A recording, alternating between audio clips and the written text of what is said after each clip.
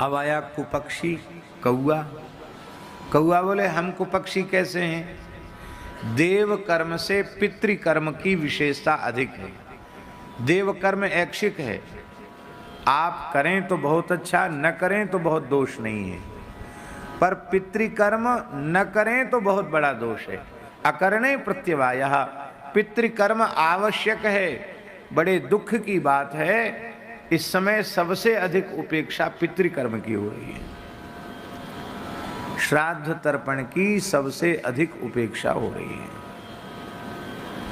हमारे श्री अयोध्या वाले वेदाचार्य जी झा जी विराजे हैं, नित्य तर्पण करते बड़ी श्रद्धा पूर्वक।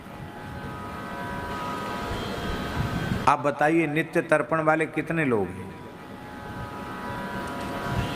और तर्पण आचार्य जी इतना आवश्यक कृत्य है कि स्नान के पश्चात तत्काल तर्पण है, स्नानांग तर्पण। स्नान का अंग है तर्पण।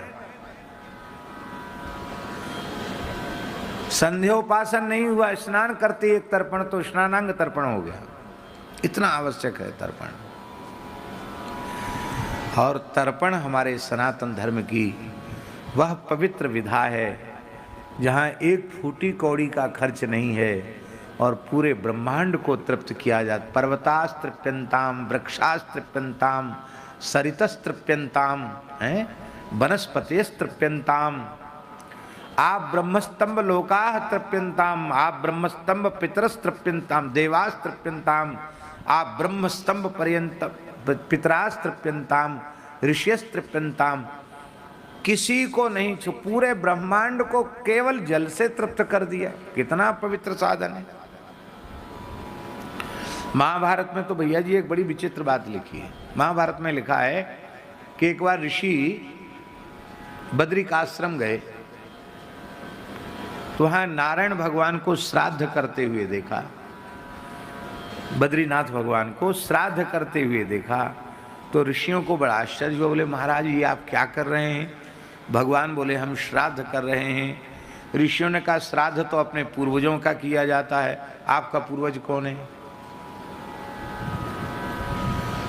भाई पिता को जल दोगे, पिता के पिता को जल दोगे, पितामह को जल दोगे, प्रपितामह को जल दोगे, पिता मातामह को जल दोगे, प्रमातामह को जल दोगे, वृद्ध प्रमातामह को जल दोगे, तो आपके न तो पिताजी के खानदान में कोई है, न आपकी माताजी के खानदान में कोई है। आप तो स्वयं ही पिता हैं, स्वयं ही माता हैं। आप किसका तर्पण श्राद्ध कर रहे हैं? तब श्री ठाकुर जी ने कहा मैं अपना ही पिता हूँ, अपना ही स्वयं ही पिता हूँ, स्वयं ही पितामह हूँ और स्वयं का स्वयं ही प्रपितामह हूँ। तो मैं स्वयं में अपने आप में ही अपने को पितर रूप में स्वीकार करके श्राद्ध कर रहा हूँ।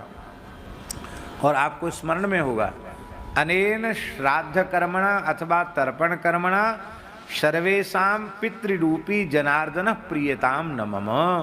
सबके पितर भगवान ही हैं, इसलिए श्राद्ध कर्म से भगवान की प्रसन्नता प्राप्त होती है। अब जिस दिन तिथि होती है परिवार के किसी की, तो बोले कोई ब्राह्मण बुला दो, उसको जिमा दो, हो गया। अब ब्राह्मण भी नहीं जिमाते, कहते भाई भांजे को बुला के जिमा दो। तो गामन में तो ऐसा बोलते हैं कि एक भांजो 100 बामन के बराबर है।